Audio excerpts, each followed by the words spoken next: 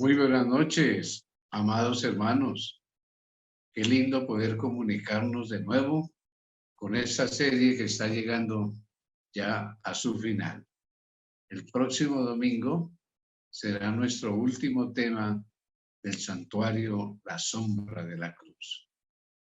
Pero seguiremos, ya tenemos una nueva serie titulada Las profecías de Daniel y Apocalipsis.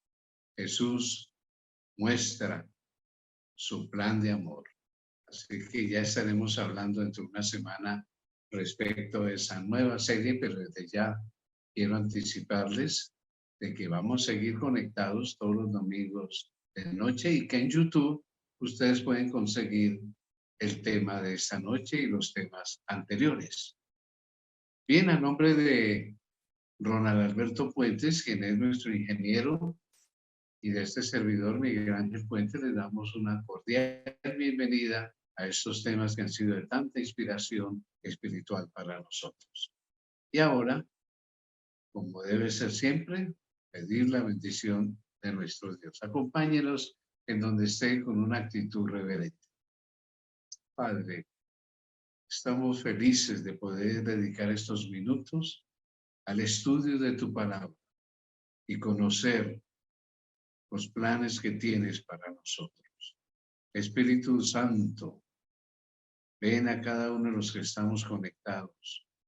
Danos sabiduría, danos entendimiento y graba estas lecciones de amor en nuestro corazón, en nuestro pedido, el cual realizamos en el nombre sagrado de Jesús. Amén. Amén.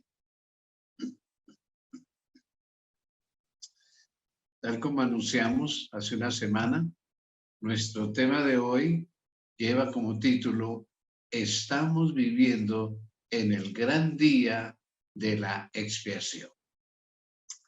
Y al mencionar el día de la expiación, pues necesariamente nosotros tenemos que hablar del día de la expiación. Aunque este tema lo tuvimos ya hace meses, incluso nos tomó 3 domingos, 3 sesiones, hablar de el día de la expiación. Hoy vamos a hacer un repasito para podernos encauzar en pensamiento en el marco religioso de ese día y hacer su debida aplicación para nosotros hoy, tal como lo expone el Espíritu de Profecía. Con el correr de los siglos, el día de expiación llegó a ser la solemnidad culminante, la mayor y más sagrada de todo el ceremonial judaico. Debemos recordar que en el 7º mes, el mes sagrado, estaban las principales fiestas. El primer día de ese 7º mes era el día de las trompetas. Todo el mundo se ponía triste, pensativo. En el calendario civil era Año Nuevo. El Año Nuevo para nosotros, por lo general, es un día alegre. La gente hace cena, comida, regalos. Para ellos era un día triste. ¿Por qué?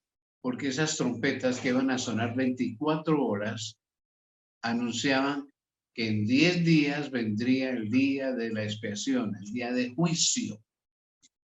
Y había la creencia de que a quien no tuviera confesado sus pecados ocasionaría la muerte del sumo sacerdote cuando entrara al santuario. Y nadie quería ser responsable de la vida o de la muerte del sumo sacerdote. Así que el día 10 era el día de expiación que hasta el día de hoy lo celebran, no igual que en el pasado, pero en cierta manera lo celebran los judíos y lo llaman el Yom Kippur. Si usted escucha esto en noticias o lo ve en internet, sabe que Yom Kippur es el día de juicio, día de expiación. Vamos a leer de Levítico 16:30 el siguiente mensaje. En ese día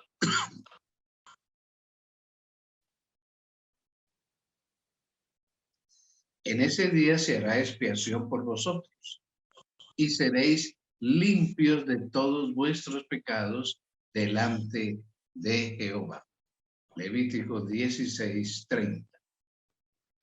Así que en ese día, los que habían confesado sus pecados y se habían mantenido en conexión con el Creador, estaba la promesa de que iban a recibir el perdón final y la limpieza total.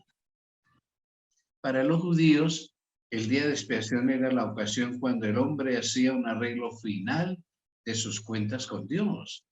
Y tanto el santuario como el pueblo, pues, quedaban justificados, vindicados y limpiados.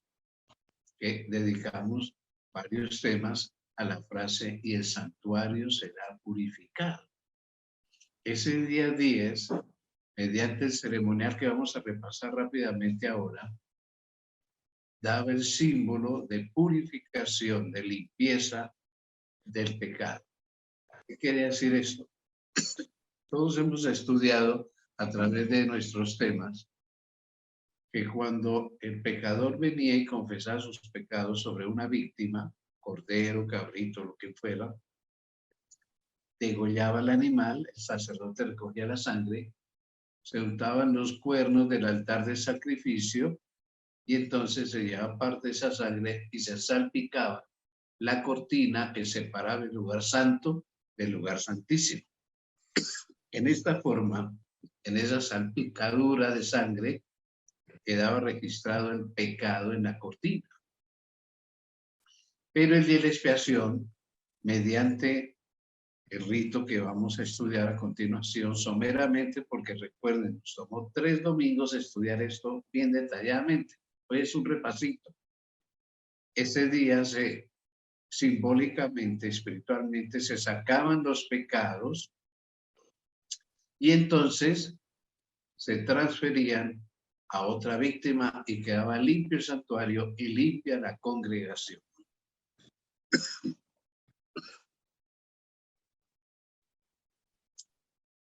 Vamos a colocar ya en pantalla algunas cualidades de ese día que debemos recordar hoy como un repaso. Número 1, era el único día del calendario litúrgico en que se practicaba ayuno total.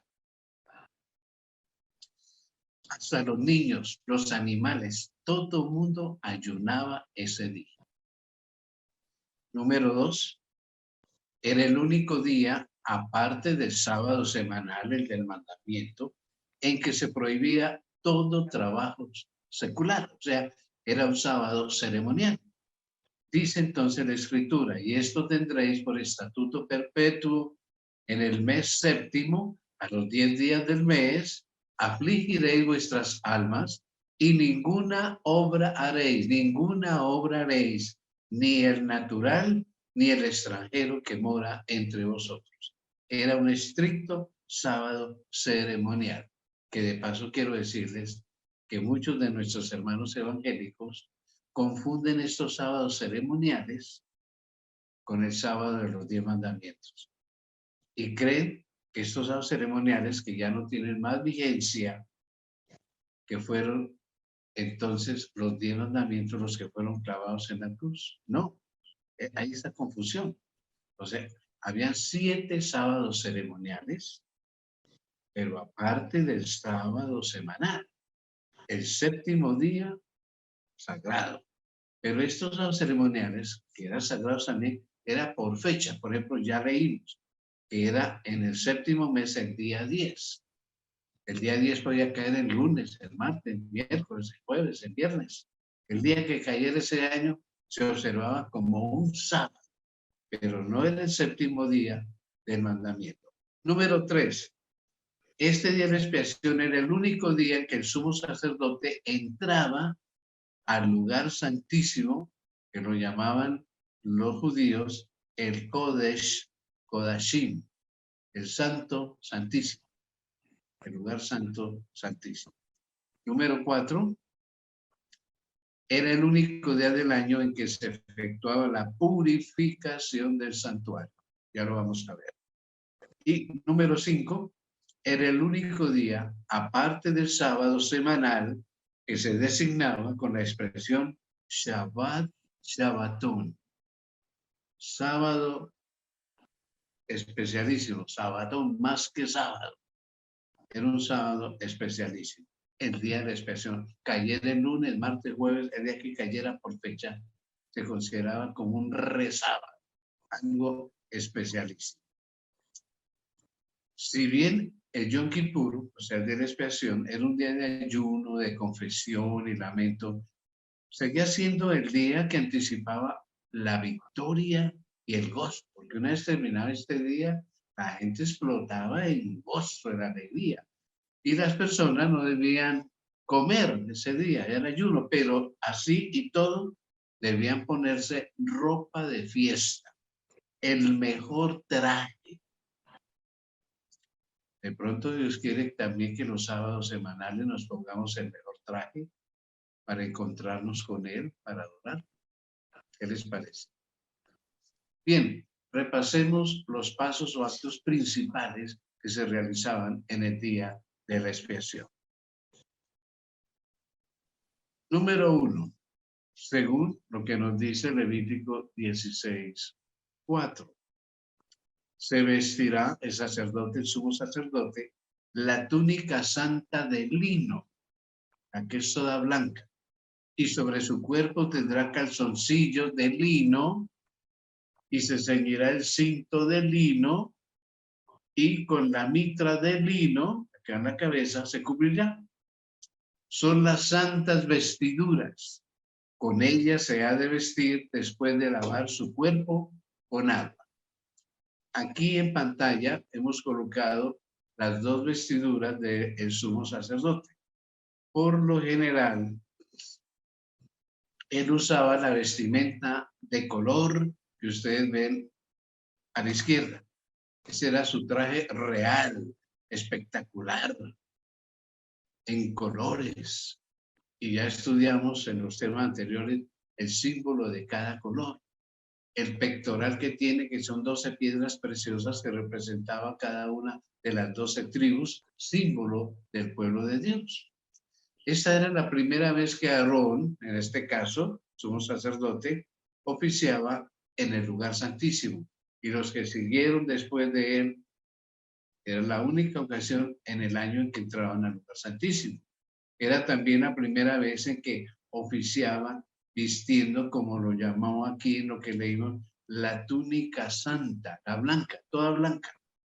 Hasta ese momento había vestido esas gloriosas vestiduras áureas y había hecho la expiación por otros. Ahora debía vestir las vestiduras de humildad del sacerdote común y corriente, porque esa túnica blanca de lino, con calzoncillos blancos, con cinturón blanco, con mitra blanca, la usaban todos los sacerdotes. No el sumo sacerdote, pero ese día tenía que dejar las vestiduras reales y ponerse la de un sacerdote común y corriente. Entonces, esas vestiduras simbolizaban vestiduras de humildad, implorando misericordia por sí mismo y por su pueblo. Su papel había cambiado totalmente para el día de la expiación. Según el Talmud son escritos de rabinos, comentarios que hacen del Antiguo Testamento, de costumbres, de ritos, etc. Y rabino que se consideraba pues eminente tenía que siempre escribir algo. Pero nos llegan datos que no están en la Biblia y es muy valioso. Según el Talmud, el sumo sacerdote pasaba la semana anterior al día de la expiación en una habitación reservada para él, encerrado, en el lugar donde se alojaban solamente sacerdotes a fin de dedicarse a la oración, a la meditación, para repasar cuidadosamente todos los detalles del ritual de ese día y tratar de acordarse de pecados que no había confesado. Acordemos que el día primero, el día de las trompetas, la gente entraba en preocupación a repasar su vida. El sumo sacerdote tenía que hacer y tenía que repasar todos los pasos que debía realizar en el de la expiación, porque si había una equivocación podía caer muerto dentro del santuario. No podría menos que, yo me imagino que preguntarse en esos días cuál sería el significado de ese servicio que iba a realizar, qué significa realmente esto. Comenzaba a comprender el significado del cambio de sus vestiduras y el cambio de posición, si era símbolo de que algún día Cristo, el Mesías, se iba a encarnar y que iba a cambiar sus vestiduras reales del cielo por las vestiduras humanas. ¿Comprendía acaso el sumo sacerdote el significado de despojarse de esas vestiduras reales y pasar hasta detrás del velo al lugar santísimo, a la presencia de Dios? ¿Cuántas cosas pensaría en esos 10 días, en esos 9 días, el sumo sacerdote? Vaya uno a saber, pero el Talmud le da a uno a entender de que eran días de mucha reflexión, de mucha preocupación. Bien, ya vimos entonces el primer paso, que era bañarse, entrar totalmente limpio y cambiarse de túnica. Número 2, y hará traer Aarón el becerro de la expiación que es suyo y hará la reconciliación por sí y por su casa. Entonces, un becerro de la expiación tenía que ofrecerlo él con sus recursos, por sus pecados y por los de su familia, por los de su casa. En tercer lugar, dice la Escritura, todo esto está en el capítulo 16 de Levítico. Después dice, tomará los 2 machos cabríos, porque se seleccionaban 2 machos cabríos, los machos de las cabras, y los presentará delante de Jehová a la puerta del tabernáculo de reunión. Y echará suertes Aarón sobre los 2 machos cabríos, una suerte por Jehová y otra suerte por Azazel. Esa suerte era quién va a representar al Señor, quién va a representar a Satanás, que lo llama en este caso Azazel. En cuarto lugar, entonces, hará traer a Aarón el macho cabrío sobre el cual cayere la suerte por Jehová y lo ofrecerá en expiación por el pecado, limpieza por el pecado, el que representa al Señor. Nótese, Satanás, que es Azazel, no muere por nuestros pecados. El Jehová, Jesús, sí muere por nuestros pecados.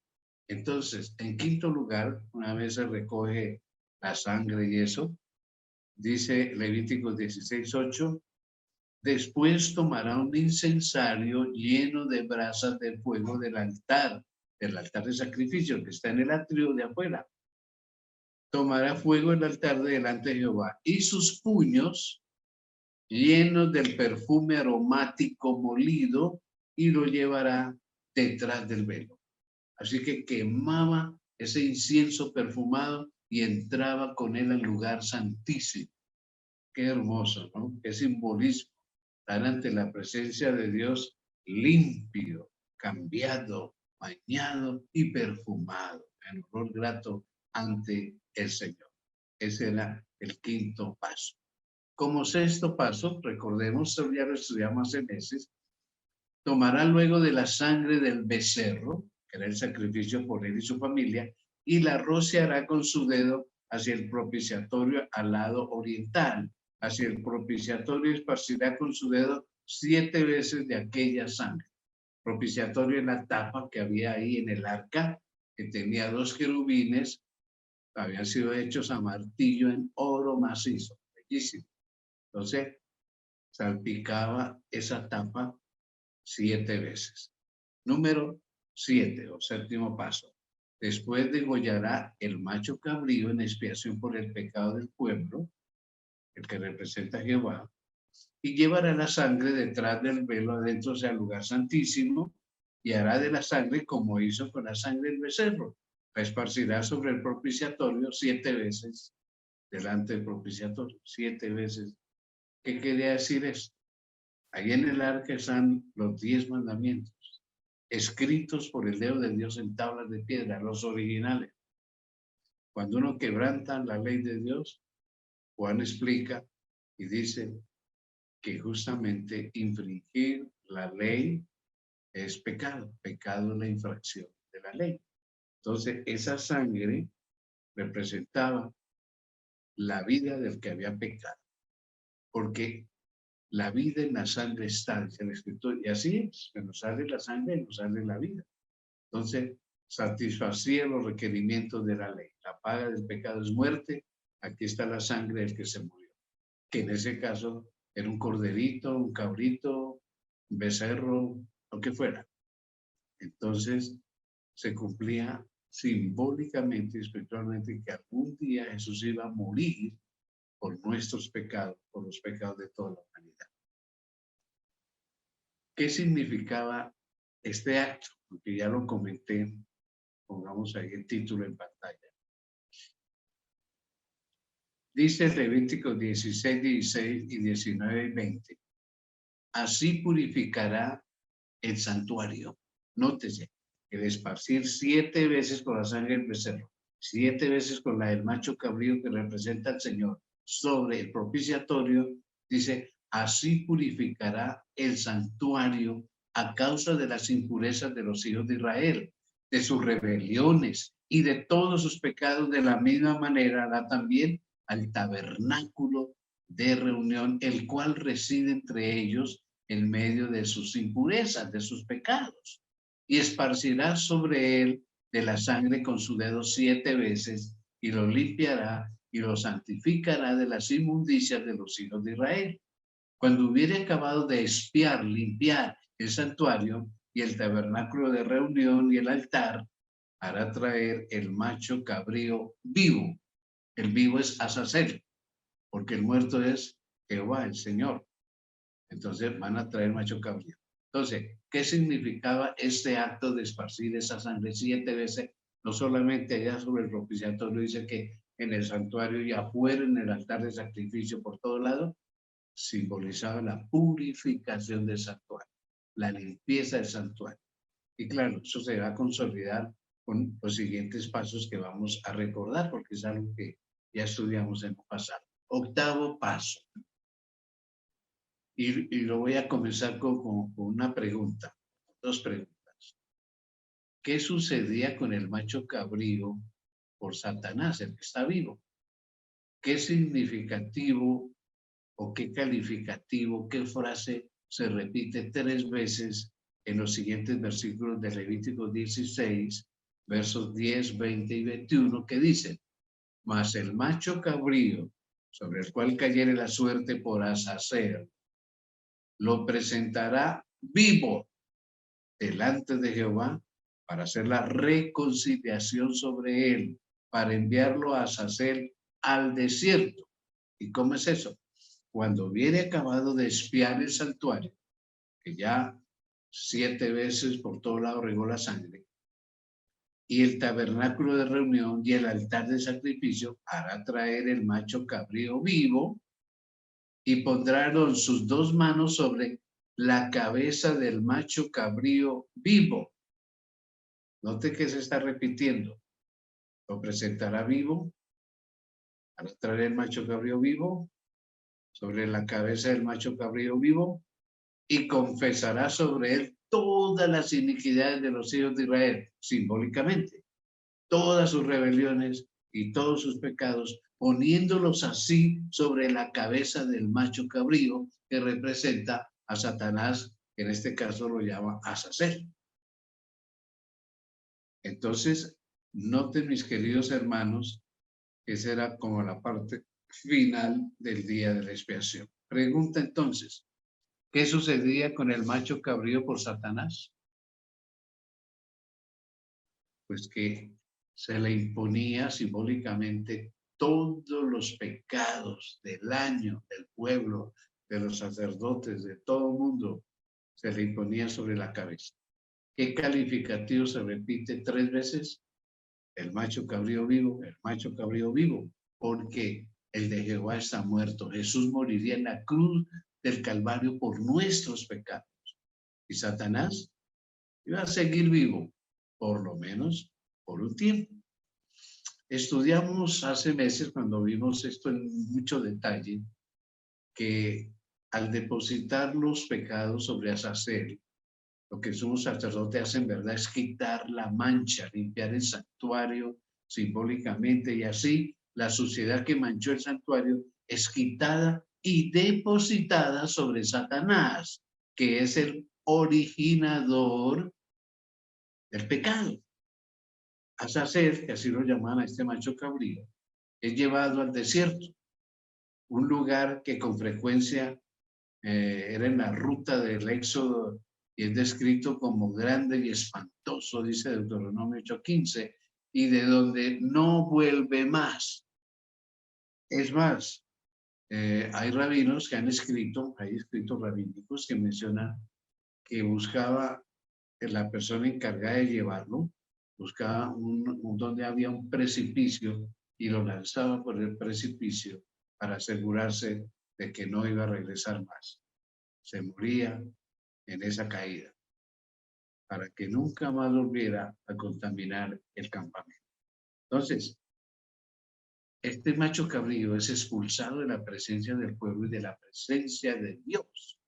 Por lo tanto, no puede representar a Cristo, ya que el Redentor vuelve, resucita y está en el cielo intercediendo por nosotros y realizando el juicio investigador, como ya lo hemos estudiado. Este es entonces símbolo de Satanás, que ya veremos en unos minutos cuál será el final de este personaje. Hagamos un cuadrito comparativo para repasar y fijar bien lo que hemos estudiado de lo que simbolizó estos dos machos cabríos, el uno por Jehová y el otro por Azazel. El de Jehová, o Jesús, su sangre es derramada. Mientras el otro, pongámoslo ahí, es llevado vivo al desierto. El uno muere, se derrama su sangre, y el otro se aviva al desierto. En segundo lugar, el del Señor, el de Jehová, sin derramamiento, dice Hebreos 9:22, no se hace remisión. O sea, no se traslada, se remite el pecado nuestro, en el caso al macho cabrío, en la cruz a Jesús. Por el lado de Azazel, pues como se lo llevan al desierto, no regresa más y por lo tanto no puede referirse a Cristo. No es un símbolo de resurrección Azazel. Tercer lugar, el macho cabrío por Jesús es una expiación del pecado en sentido vicario. Vicario es el que representa, el que reemplaza. Jesús nos reemplazó a nosotros y en eso consiste todos estos ceremoniales, en señalar antiguamente lo que iba a suceder en el futuro con el Mesías. En el caso de Azazel, se hace la erradicación final del pecado y de su originador. Y eso nos habla Apocalipsis capítulo 20. Después del milenario, Satanás cargará con todos los pecados y será eliminado él, sus ángeles y los que no se arrepintieron con fuego y azufre. La justicia de Dios se descarga sobre él en forma de juicio ejecutivo. Ahí termina el juicio, porque el juicio tiene 3 etapas. El investigador, en el que estamos, el de la sentencia, cuando venga Jesús, y finalmente el ejecutivo al final del milenario, donde se ejecuta a Satanás y los que obviamente no aceptaron al Señor. Sigamos haciendo esta comparación. El macho cabrío que representa al Señor es la expiación. En la expiación de Cristo asume la posición del pecador y llega a ser pecado por imputación. Se le acredita, se le suma al Señor todos los pecados de nosotros. Qué terrible, ¿no? Y a Azazel, Satanás, en quien se originó el pecado, finalmente debe perecer junto con el pecado. El pecado no tiene futuro, mis hermanos. Está condenado a desaparecer. El juicio de Dios cae sobre él y lo aniquila. Finalmente, Azazel muere, cargando todos los pecados. En el siguiente paso, entendemos que Cristo es el Redentor único y suficiente. No hay santos que puedan reemplazar a Jesús. Entró en el santuario celestial una vez y para siempre y obtuvo redención eterna, como nos dice Hebreos 9, versículos 12 al 28, y lo estudiamos el trimestre anterior en la escuela sabática. Azazel no es copartícipe de la redención. No vayamos a confundir eso. Solo Jesús, único y suficiente Salvador. Mientras Azazel carga con la responsabilidad de haber originado el pecado y de haber hecho pecar a los justos. Los aspectos legales y judiciales recaen sobre él, por eso hay un juicio. ¿Quién es el cerebro que originó el mal? Qué linda esperanza. Dios promete erradicar el pecado y el originador del pecado. Nos dice Cristo en su santuario, en su página 42 y el párrafo 1, que el día de expiación, el sumo sacerdote, al llevar una ofrenda por la congregación, entraba en el lugar santísimo con la sangre y la rociaba sobre el propiciatorio, la tapa del arca, encima de las tablas de la ley. En esa forma, los requerimientos de la ley que exigían la vida del pecador quedaban satisfechos, simbólicamente. Entonces, en su carácter de mediador, el sacerdote tomaba los pecados sobre sí mismo y salía del santuario llevando sobre sí la carga de las culpas de Israel. A la puerta del tabernáculo ponía las manos sobre la cabeza del macho cabrío, símbolo de Azazel o Satanás, y confesaba sobre él todas las iniquidades de los hijos de Israel y todas sus rebeliones y todos sus pecados, poniéndolos así sobre la cabeza del macho cabrío. Y cuando el macho cabrío que llevaba estos pecados simbólicamente era conducido al desierto, pues se consideraba que con él se alejaban para siempre los pecados del pueblo.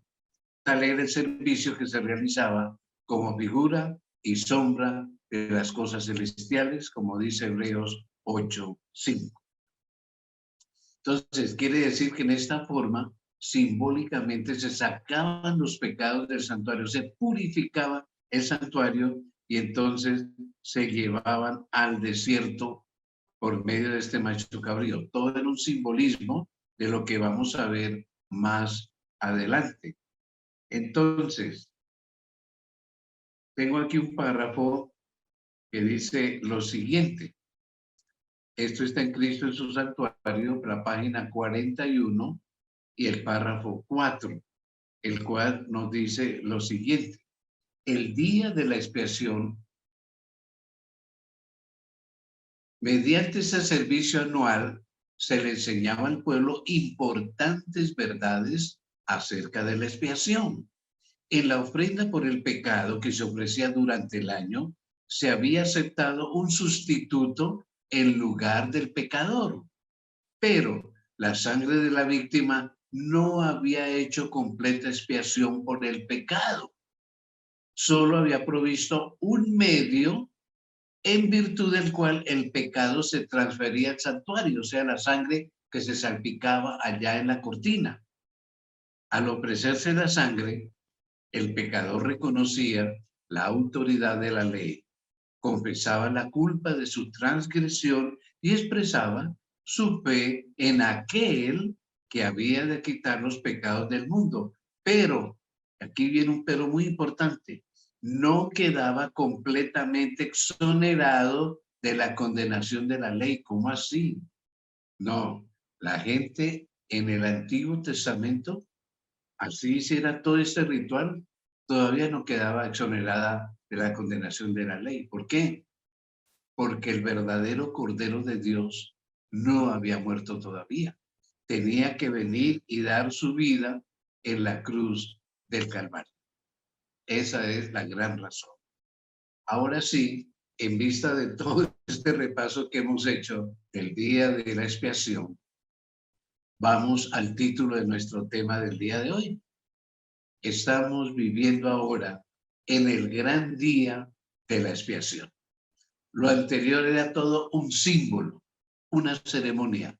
Ahora es la realidad. Y es lo que hemos estado estudiando ya por varias semanas, de lo que está haciendo Jesús desde 1844 hasta el día de hoy. Está purificando el santuario. No porque haya inmundicia en el cielo, en el santuario celestial, no. Los registros de los pecados, los registros de los creyentes que han aceptado al Señor, de los que han apostatado, de los que siguen fieles, para saber quiénes serán fieles cuando Él regrese, entonces dictar la sentencia. Leamos de Cristo en su santuario, la página 138. Cuando en el ritual simbólico el sumo sacerdote realizaba la propiciación por Israel, todos debían afligir sus almas. Mucha atención. Afligir sus almas, arrepentirse de sus pecados y humillarse ante el Señor, si no querían verse separados del pueblo. Atención. De la misma manera, todos los que desean que sus nombres se mantengan en el libro de la vida deben ahora, en los pocos días que les quedan de este tiempo de gracia, afligir sus almas ante Dios con verdadero arrepentimiento y dolor por sus pecados. Uy, serio el asunto.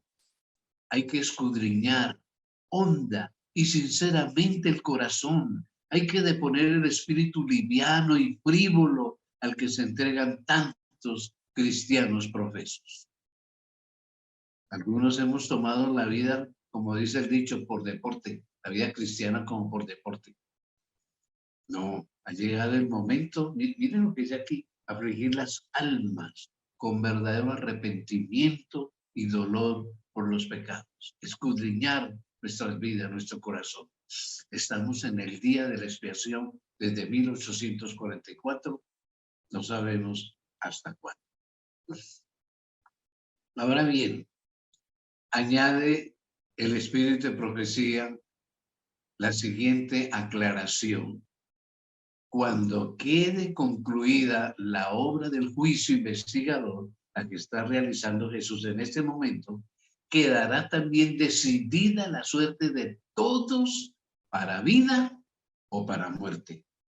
El tiempo de gracia terminará poco antes que el Señor aparezca en las nubes del cielo.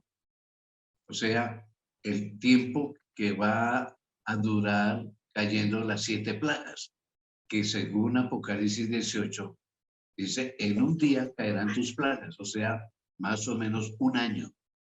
Cuando el Espíritu de Dios se retire, va a pasar como un año de plagas y ahí vendrá Jesús. Al mirar hacia ese tiempo, Cristo declara en el Apocalipsis 22, 11 y 12, el que es injusto, sea injusto aún, ya no hay nada que hacer. Y el que es sucio, sea sucio aún. Y el que es justo, sea justo aún. Y el que es santo, sea aún santo. He aquí, yo vengo presto y mi galardón está conmigo para dar la recompensa a cada uno según sea su obra. Entonces, mis hermanos, tenemos nosotros que en este momento se está examinando la vida de todos los que han muerto y serán salvos. En algún momento el Espíritu Santo seguirá y se acaba la gracia, porque Él es el único que produce arrepentimiento, conversión. Comienzan a caer las plagas, que según Apocalipsis 18:6 dice, en un día caerán tus plagas. Día profético es como un año y vendrá entonces el Señor.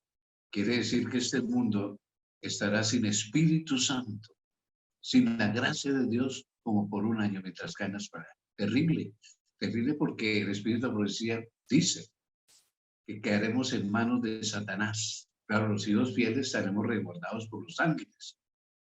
Pero por el mundo, por ciudades y pueblos, dice, correrán ríos de sangre. La gente matándose, violándose, robándose. Es terrible, imagínense, en el Espíritu Santo, bajo los espíritus malignos. Esto va a ser terrible, ese tiempo cuando ya la gracia de Dios se ha cerrado. Pero viene una promesa muy linda para nosotros, los creyentes en el Señor, para nosotros, los estudiosos de su palabra y del espíritu de profecía. Vamos a leerla, esa promesa tan bella. Velad pues, no sea que viniendo de repente os haya dormidos. Eso está en Marcos 13, 35 y 36. Velad pues, como dice el mundo común y corriente hoy, pilas, no te duermas. Peligroso es el estado de aquellos que cansados de velar nada que viene el Señor, se vuelven a los atractivos del mundo. Mientras el hombre de negocio está absorto en el afán de lucro, y mientras el amigo de los placeres corre tras ellos, y mientras la esclava de la moda está ataviándose, puede llegar el momento cuando el juez de toda la tierra pronuncie la sentencia: has sido pesado en la balanza y has sido hallado falto. Sigamos entonces leyendo. La obra de destrucción de Satanás ha terminado para siempre. Cuando Jesús regrese y pase el milenario, los salvos en el cielo, los impíos muertos, Satanás aquí sin oficio, la obra de destrucción de Satanás ha terminado para siempre. Entonces va a descender fuego y azufre, consumirá a Satanás, a los que no quisieron aceptar el don de Dios, con fuego y azufre serán exterminados. Durante 6,000 años, Satanás obró a su gusto, llenando la tierra de dolor y causando penas por todo el universo. Toda la creación gimió y sufrió en angustia. Ahora, las criaturas de Dios han sido libradas para siempre de su presencia y de sus tentaciones. Ay, aquí viene la linda promesa. Ya, descansa y está en quietud toda la tierra. Prorrumpe los hombres justos con cánticos, en cánticos, es lo que dice Isaías 14:7. Y un grito de adoración y triunfo sube de entre todo el universo leal. Se oye como si fuese el estruendo de una gran multitud, y como si fuese el estruendo de muchas aguas, y como si fuese el estruendo de poderosos truenos que decían: aleluya, porque reina el Señor Dios, el Todopoderoso. Apocalipsis, capítulo 19, verso 6. Esto está en el conflicto de los siglos, en el capítulo 43. Aleluya, dirá todo el universo, porque reina el Señor Dios Todopoderoso. El pecado ha desaparecido, los pecadores y el maligno, el que sembró de terror este mundo. Mis hermanos, bien vale la pena pasar por lo que haya que pasar, dejar lo que haya que dejar, sacrificarse en lo que haya que sacrificarse. Eso es nada frente a lo que el Señor tiende y ha preparado para nosotros. Bien vale la pena ser fieles. Estamos en el día de la expiación, arrepentimiento, consagración de verdad. No con un pie en el mundo y con otro dentro de la iglesia. Eso no vale la pena. No, es de corazón. Yo imagino esta noche que el Señor, al finalizar este tema, nos dice lo siguiente. Mi día de expiación está por concluir, por terminar. Pronto vendré por ti. ¿Estás preparado? ¿Estás preparada? Mi día de expiación está por concluir. Mi juicio investigador. Pronto vendré por ti. Y lo importante, ¿estás preparado? ¿Estás preparada? La respuesta la tenemos cada uno de nosotros. ¿Estamos preparados? Eso es lo más importante. Prepararnos. El Señor ha hecho todo para salvarnos. ¿Lo tomas o lo dejas? Es así de simple. Y bien, como ya nuestra costumbre y nuestra metodología, damos oportunidad a preguntas, inquietudes o aportes. Y muchas gracias por habernos acompañado hoy en nuestro tema. Queremos desde ya invitarles para nuestra próxima serie que va a comenzar dentro de 15 días. No sin antes pedir la bendición de Dios, las gracias por el tema de este día. Oremos. Gracias, Padre. Tu palabra es elocuente, eminente. Tus planes increíbles, maravillosos. Espíritu de Dios, cuánto te necesitamos de que produzcas el arrepentimiento verdadero, la conversión verdadera, la confesión genuina, para que nuestros pecados sean perdonados y nuestros nombres sigan vigentes en el libro de la vida. Ayúdanos. Quédate a nuestro lado. Queremos ver pronto a Jesús. Lo pedimos en su nombre glorioso. Amén y amén. Bien, entonces, nuestro próximo tema, que va a ser el último de esta serie, justamente titula La importancia de la doctrina del santuario. Porque hemos gastado 45 semanas, casi un año, estudiando esta doctrina. ¿Qué pasa con esta doctrina del santuario que nos hace únicos? Si no fuera por esta doctrina, como lo vamos a mencionar el próximo domingo, seríamos como todos los demás hermanos evangélicos. Pero esto nos hace diferentes. Y ahí nacen casi todas las doctrinas de la palabra de Dios. Bueno, están invitados. Próximo domingo nos veremos otra vez con el santuario, la sombra de la cruz.